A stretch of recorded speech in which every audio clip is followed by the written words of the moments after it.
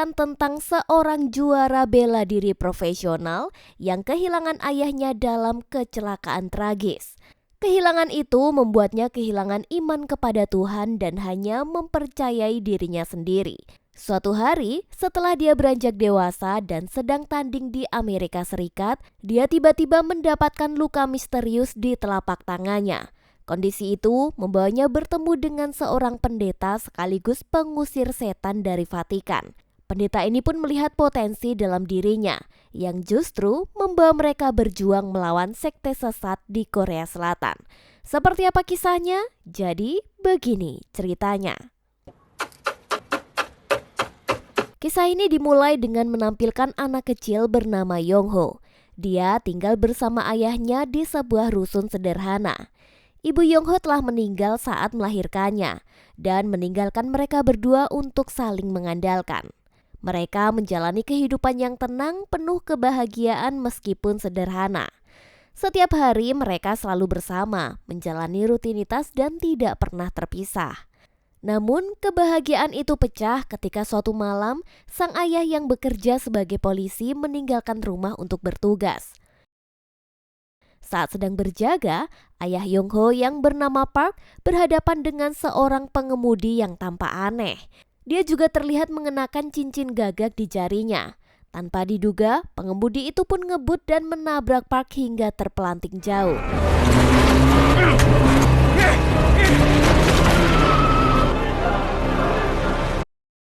Yongho menerima kabar buruk itu dengan hati yang hancur. Dia pun bergegas ke rumah sakit dan mendapati ayahnya terbaring kritis. Dalam kesedihannya, Yongho pergi ke gereja. Dia berdoa dengan tulus dan berharap Tuhan memberikan keajaiban agar ayahnya selamat. Namun tak lama setelah itu, ayahnya pun menghembuskan nafas terakhir.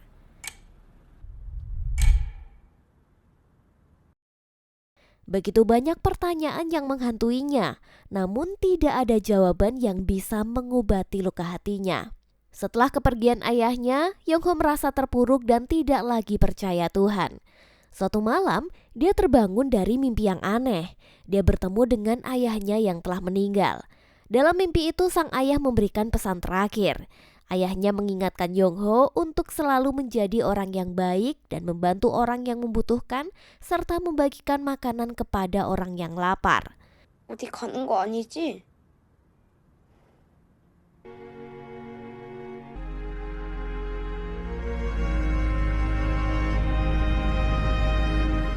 Meskipun perpisahan mereka begitu berat, sang ayah berharap anaknya bisa berguna bagi orang lain. Setelah peristiwa itu, kehidupan Yongho berubah. Dia tidak lagi percaya pada Tuhan, bahkan menolak bantuan dari seorang pastor untuk menenangkannya. Dan waktu terus berjalan hingga 20 tahun berlalu. Kini, Yongho telah menjadi atlet tinju profesional. Dalam pertandingan yang menentukan itu, dia bertemu dengan John Wick, lawan dari luar negeri. Tanpa sengaja, dia melihat simbol salib di punggung lawannya. Seketika amarahnya membara dan bisikan jahat mulai menguasainya. Tinju yang seharusnya sebuah pertarungan terhormat berubah menjadi pertarungan yang dipenuhi amarah dan kendali dari kekuatan yang tidak terlihat. Setelah kejadian itu, Yongho kembali bermimpi bertemu dengan ayahnya. Dalam mimpi itu, dia kembali merasa marah saat melihat salib. Tanpa sengaja, dia pun mencoba membuang salib itu.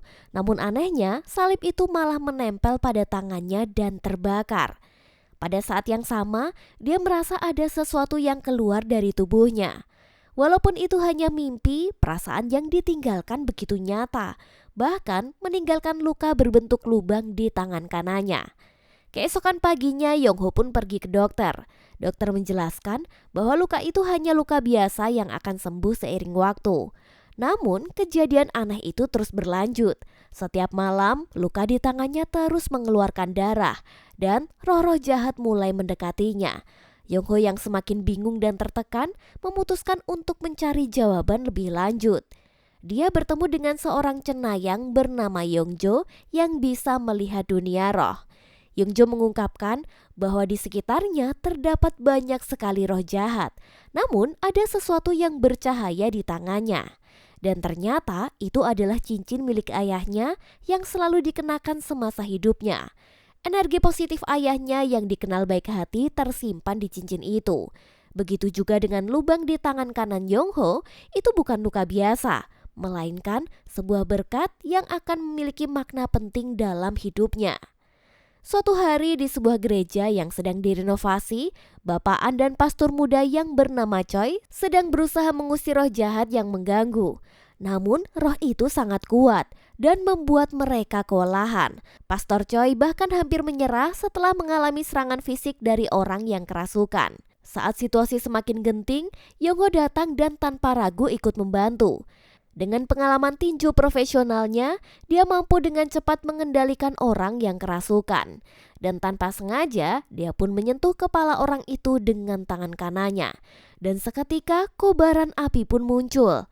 Ternyata luka di tangan Yongho yang berbentuk lubang itu memiliki kekuatan untuk mengusir roh jahat. Yongho menceritakan semua yang dia alami kepada bapaan.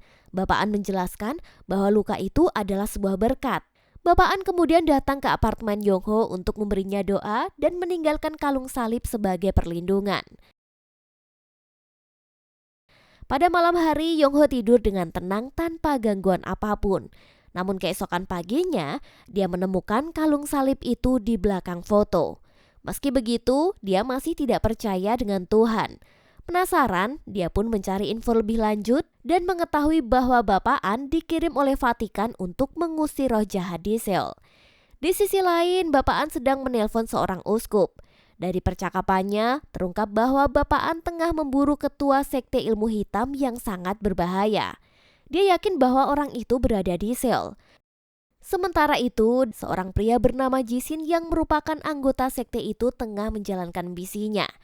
Dia dikenal dengan simbol kepala Baphomet yang terpatri di klub tempatnya bekerja. Cincin dengan ornamen gagak yang dikenakannya mirip dengan cincin yang pernah dilihat oleh Yongho. Dan kemungkinan besar dia adalah orang yang 20 tahun lalu menghabisi ayah Yongho. Dia tampak tidak menua berkat ilmu hitam yang dia miliki dan sering memasukkan roh jahat ke dalam tubuh orang lain untuk menjalankan perintah. Sekarang kita kembali ke Yongho. Dia kembali mengalami gangguan di malam hari. Setelah menyingkirkan kalung salib pemberian bapaan, luka di tangannya pun kembali mengeluarkan darah. Merasa tidak tahan lagi, Yongho pun memutuskan untuk menemui bapaan. Sesampainya di kediaman bapaan, Yongho terkejut melihat banyak bekas luka di tubuhnya, yang ternyata itu adalah akibat pengusiran roh jahat yang sering dilakukan.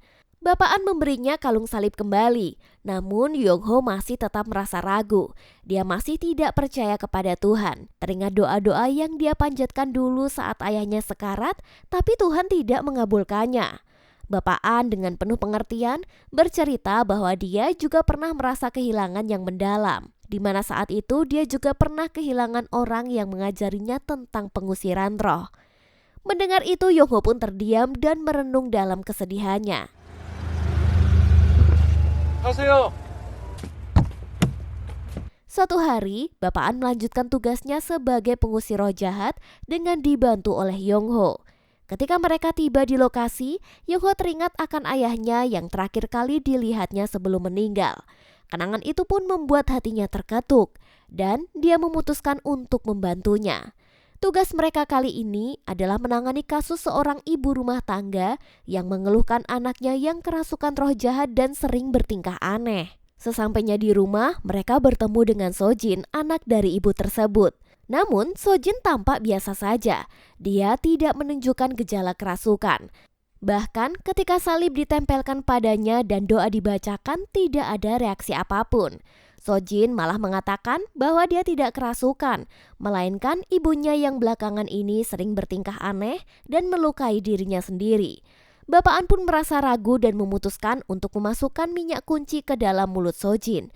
Dan tiba-tiba reaksi aneh terjadi. Ini membuktikan bahwa ada roh jahat yang menguasainya.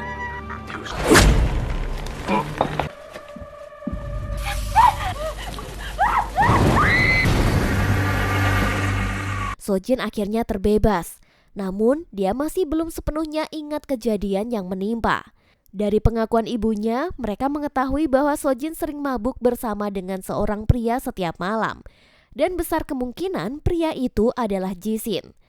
Tiba-tiba darah mengalir dari mata Sojin dan tubuhnya pun mulai merasa kesakitan. Ternyata itu adalah ulah dari Jisin yang sedang menggunakan ilmu hitam untuk menyakitinya. Beruntunglah Bapaan berhasil melawan serangan santet itu dan membebaskan Sojin dari belenggu ilmu hitam. Seiring berjalannya waktu, hubungan antara Yongho dan Bapaan semakin dekat. Mereka mulai makan bersama dan berbagi cerita. Sementara itu, di tempat lain, Jisin melanjutkan ritual gelapnya untuk mengetahui siapa yang telah menghalangi rencananya. Dia menyadari bahwa Bapaan dan Yongho adalah ancaman yang harus dia hadapi. Tanpa membuang waktu, Jisin pun mulai rencana itu. Di sebuah panti asuhan, dia bertemu dengan seorang anak bernama Hoseok. Hoseok ini adalah anak yang sering dibully oleh teman-temannya. Dengan menyamar sebagai seorang pastor, Jisin menawarkan harapan kepada Hoseok. Namun bukannya mendapat bantuan, Hoseok malah kerasukan roh jahat setelah mengucapkan kalimat sesat yang diajarkannya. Setelah itu, Jisin menyamar lagi sebagai pastor Choi, murid dari Bapaan. Dia pun menemui Yongho dan mengatakan bahwa mereka pernah bertemu sebelumnya di depan gereja. Saat itu, Bapaan sedang melakukan pengusiran roh di sebuah gereja yang sedang direnovasi. Yongho pun percaya, meskipun sebenarnya dia belum pernah melihat wajah pastor ini secara langsung. Jisin semakin meyakinkannya dengan berkata bahwa Bapaan adalah seorang penipu yang menyesatkan orang-orang dengan ajarannya.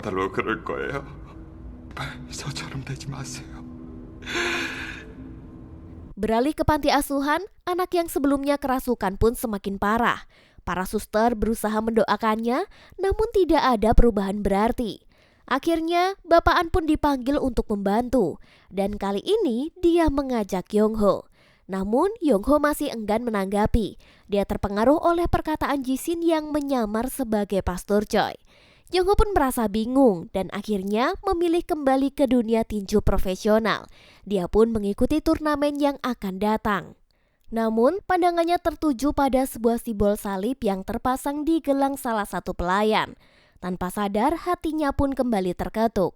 Di sini Yongho merasa harus membantu Bapaan dan dia pun memutuskan untuk bergabung dengannya. Sementara itu, Bapaan sedang kesulitan menghadapi roh jahat yang menguasai tubuh Hoseok. Meski sempat menguasai keadaan, Bapaan akhirnya terpojok. Beruntunglah Yongho datang tepat waktu dan membantu mengalahkan roh jahat itu.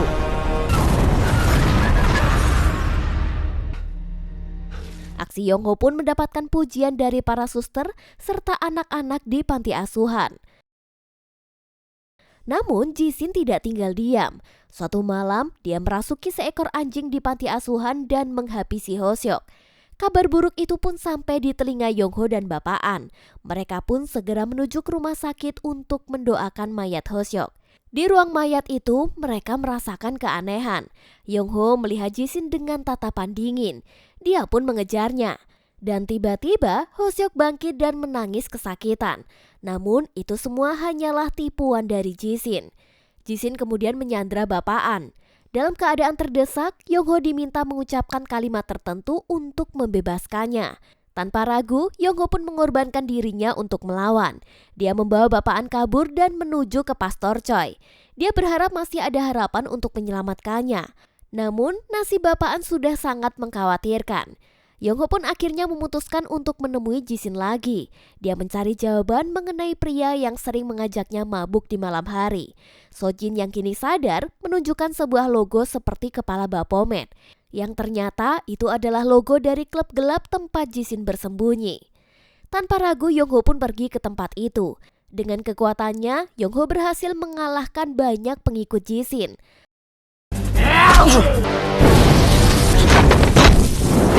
Namun saat sampai di tempat persembahan, Jisin yang merasa terpojok melakukan pengorbanan besar.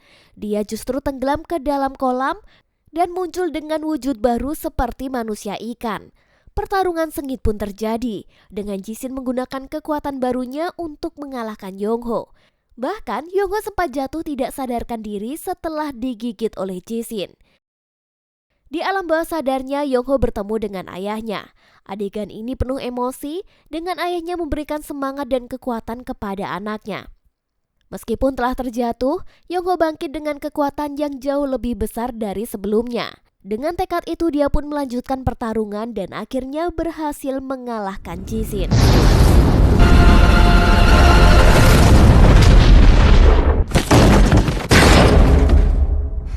Setelah kekalahannya, tubuhnya pun diseret ke dalam kolam oleh sosok misterius.